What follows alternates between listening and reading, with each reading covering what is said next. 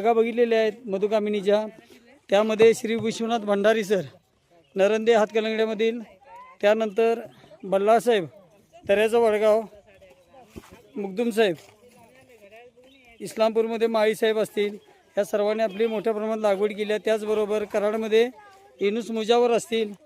तर ही जी मधुकामिनी आहे ही बुकेसाठी वापरली जाते। लागवड अंतर आहे 4x3 एकरामध्ये 3600 रोपं 4x4 वरती लावली तर एकरामध्ये 3200 रोपं लावू शकतो आपण। तर ही मधुकामिनी बुकेसाठी लांब पानाची हे लोडिंग चाललेलं आहे। सरांचं बुकिंग जानेवारी महिन्यातील बुकिंग आहे।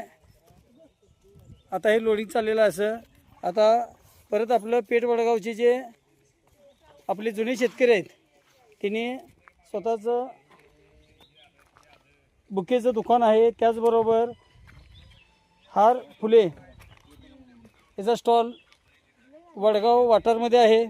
तर सरांनी पण कामिनी घेतलेली आहे, त्यांची 5,500 कामिनी, त्याचबरोबर स्पिंजरी पण लोडिंग असणार आहे।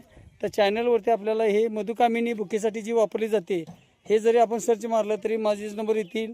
लागवडीपासून योग्य सल्ला मार्गदर्शन सर्व नियोजन।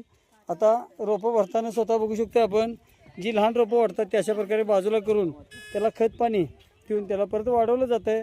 आणि आपल्याला बुकेसाठी जी मधुकामिनी लोडिंग करायची आहे ती अशा प्रकारची मधुकामिनी म्हणलं तर आपल्याला दैनंदिन जीवनामध्ये पैसा मिळवण्याचं चांगलं हे आहे। एकरामध्ये आपल्याला वार्षिक उत्पादन 8 ते 10 लाखाचं उत्पादन आहे।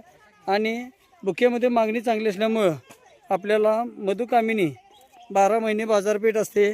आणि ज्या शेतकरी बंधूंना मधुकामिनी विकायची असेल तर आपले श्री विश्वनाथ भंडारी सर आहेत नरंदे हातकलंगडेमधील, ते 12 महिने शेतकऱ्यांच्याकडून मधुकामिनी घेत